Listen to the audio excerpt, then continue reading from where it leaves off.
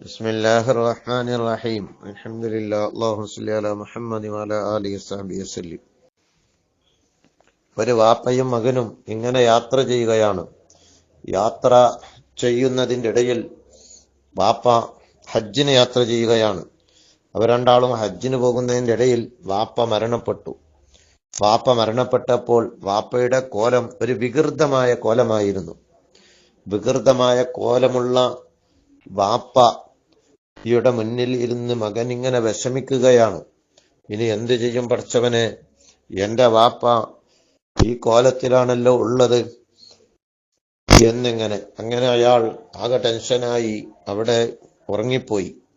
അപ്പോഴതാ ഒരു നല്ല സുന്ദരനായ സുമുഖനായ ഒരു മഹാവ്യക്തിത്വം വാപ്പയുടെ അരികിലേക്ക് കടന്നു വരുന്നു. എന്നിട്ട് വാപ്പയെ തടവിക്കൊടുക്കുന്നു. സ്വപ്നം കാണുകയാണ്.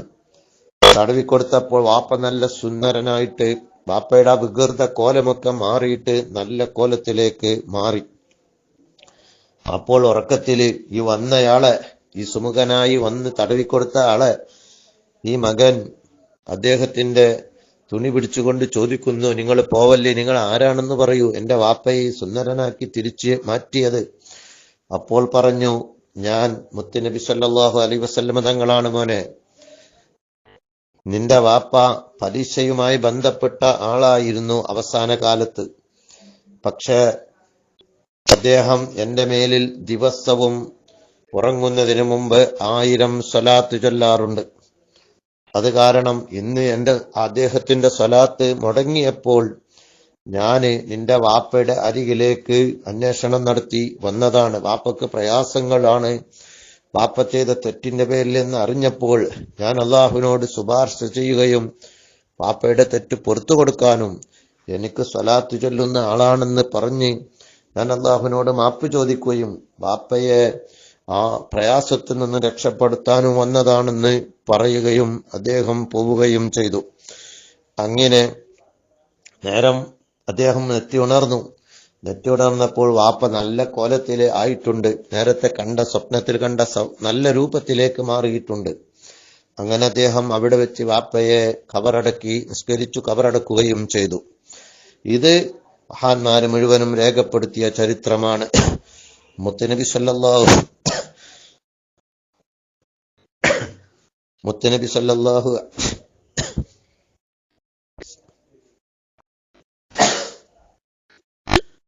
സല്ലല്ലാഹു അലൈഹി വസല്ലമ തങ്ങളുടെ മേലുള്ള സ്വലാത്ത്, അതിന്റെ മഹത്വം അത്രയും മഹത്താണ്. എന്നും സ്വലാത്ത് ചൊല്ലുന്നവരെ ഒരിക്കലും ഹബീബായ നബി സല്ലല്ലാഹു അലൈഹി വസല്ലമ തങ്ങൾ കൈവെടിയുകയില്ല.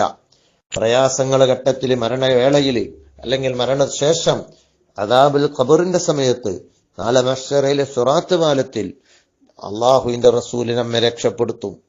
നമ്മുടെ മക്കള് സ്വാലിഹീങ്ങളാകണമെങ്കിൽ അവരെ കൊണ്ട് ദിവസവും ഒരു 100 സ്വലാത്ത് 1000 സ്വലാത്ത് ചൊല്ലിപ്പിച്ചു നോക്കൂ, അവര് നല്ലവരായി മാറും. ഈ പരിശുദ്ധമായ റബീഉൽ അവ്വൽ വരുമ്പോൾ മുത്തുനബിയുടെ മദ്ഹ് പറയുന്നത് നമുക്ക് ഇഷ്ടമാവണം. മുത്തുനബിയുടെ മൗലിദ് ഓതുന്നത് നമുക്ക് ഇഷ്ടമാവണം. മുത്തുനബിയുടെ മദ്ഹ് പറയുന്ന സദസ്സിൽ പങ്കെടുക്കുന്നത് ഇഷ്ടമാകണം. മുത്തുനബിയുടെ മദ്ഹ് പറയുന്ന പുസ്തകങ്ങൾ നമ്മൾ വായിക്കണം. അതുപോലെ മുത്തുനബിയുടെ മേലിൽ നമ്മുടെ നടത്തം സലാത്താക്കണം, ഇരുത്തം സലാത്താക്കണം, കിടത്തം സലാത്താക്കണം. ഇങ്ങനെ സലാത്തുകൾ നമ്മളിങ്ങനെ ചൊല്ലിക്കൊണ്ടിരുന്നാൽ നമുക്ക് മുത്തുനബിയാണ് രക്ഷപ്പെടുത്തുക. സ്വലാത്ത് ചൊല്ലുക എന്നത് ഒരിക്കലും നഷ്ടപ്പെടാത്ത അമലാണെന്ന് പണ്ഡിതന്മാർ പറഞ്ഞിട്ടുണ്ട്.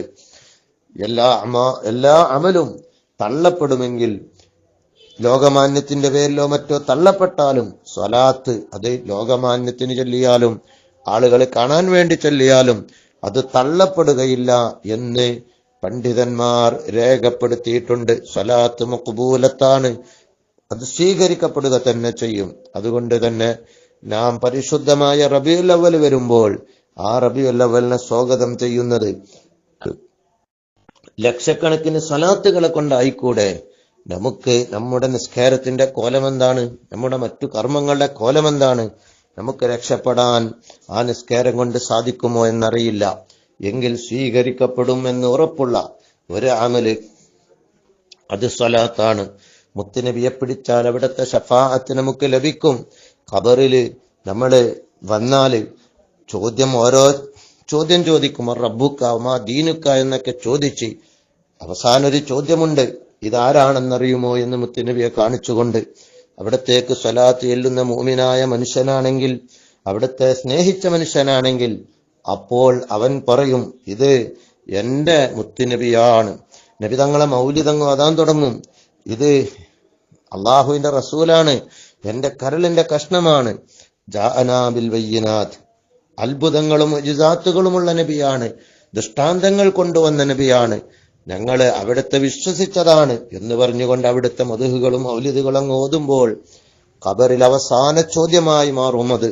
പിന്നീട് മലക്കുകൾ പറയും, ഇനി നിന്നോട് ഞങ്ങൾ ചോദിക്കുന്നില്ല, നംകനൗമത്തിൽ അറൂസ്, നീ സന്തോഷവാനായി നിൽക്കുക എന്ന് പറഞ്ഞ് ഖബർ വിശാലമാക്കും. കപടവിശ്വാസിയാണെങ്കിൽ, നബി തങ്ങളോട് സ്നേഹം കുറവുള്ള ആളാണെങ്കിൽ, സ്നേഹിക്കാത്ത ആളാണെങ്കിൽ, അവൻ ആഹാഹിലാതിരി, എനിക്കറിയില്ല എന്ന് പറഞ്ഞുകൊണ്ട് കരയും. അപ്പോൾ ദണ്ട് കൊണ്ട് അവനെ അടിക്കുകയും ചെയ്യും. അതുകൊണ്ട് തന്നെ മുത്തുനബിയെ മഹബത്ത് വെക്കുക എന്നതും സ്വലാത്ത് ചെല്ലുക എന്നതും അവിടുത്തെ മദ്ഹ് പറയൽ ഇഷ്ടമാവുക എന്നതും അതാണ് നമുക്ക് നാളെ മഹ്ശറിൽ രക്ഷപ്പെടാനുള്ള വഴി. ഇവിടുത്തെ ശഫാഅത്ത് കൊണ്ട് അല്ലാതെ നമുക്ക് രക്ഷപ്പെടുകയില്ല. ഒരു അനുഗ്രഹവും അവിടുത്തെ മുഖേനയല്ലാതെ നമുക്ക് ലഭിക്കുകയില്ല. അവിടുത്തെ ഹൗദുൽ കൗസറാണ് നമ്മൾ പ്രതീക്ഷിക്കുന്നത്. അവിടുത്തെ സിറാത്ത് പാലത്തിലൂടെ കടക്കുമ്പോൾ ഉമ്മത്തി, എല്ലാ അമ്പിയാക്കളും നഫ്സി നഫ്സി പറയുമ്പോൾ ഉമ്മത്തി എന്ന് പറയുന്ന ഏക നേതാവ്, ഉമ്മത്തിനെ മാത്രം ആലോചിക്കുന്ന നേതാവ്, അത് മുഹമ്മദ് നബി സല്ലല്ലാഹു അലൈഹി വസല്ലം തങ്ങളാണ്. അവിടെ നിന്നാണ് ആദ്യമായി ശുപാർശ ചെയ്യുന്നവർ. സ്വർഗത്തിന്റെ വട്ടക്കണ്ണി ആദ്യമായി പിടിക്കുന്നതും അത് തുറക്കുന്നതും മുത്തുനബിയായിരിക്കും. അവിടെ നിന്നാണ്, അവിടുത്തെ ശുപാർശയാണ് അള്ളാഹു സ്വീകരിക്കുന്നത്. മഹ്ശറയില് എല്ലാ അമ്പിയാക്കളടക്കം അവിടത്തോട് ശുപാർശ ചെയ്യാൻ വേണ്ടി പറയുകയും ഏറ്റവും വലിയ ശുപാർശ അവിടുന്ന് ചെയ്യുകയും ചെയ്യും. നരകത്തിൽ കടന്നവരെ നരകത്തിൽ നിന്നും അവിടുത്തെ സ്നേഹിച്ചവരെ അവിടുന്ന് മോചിപ്പിക്കും. ഇങ്ങനെ ധാരാളം എന്റെ ഉമ്മത്തിൽ ഒരാളുള്ള കാലത്തോളം ഞാൻ ഇഷ്ടമല്ല, എനിക്ക് തൃപ്തിയാവുകയില്ല അല്ലാ എന്ന് പറഞ്ഞ നേതാവാണ്. അതുകൊണ്ട് തന്നെ അവിടത്തെ പിടിക്കുക, അവിടത്തെയാണ് നമ്മുടെ രക്ഷ എന്ന് മനസ്സിലാക്കുക. സ്വലാത്തുകൾ ചൊല്ലിക്കൊണ്ടേയിരിക്കണം. അത് നിങ്ങൾ ചൊല്ലിക്കൊണ്ടേയിരിക്കണം എന്ന് പ്രത്യേകം ഓർമ്മപ്പെടുത്തുകയാണ്.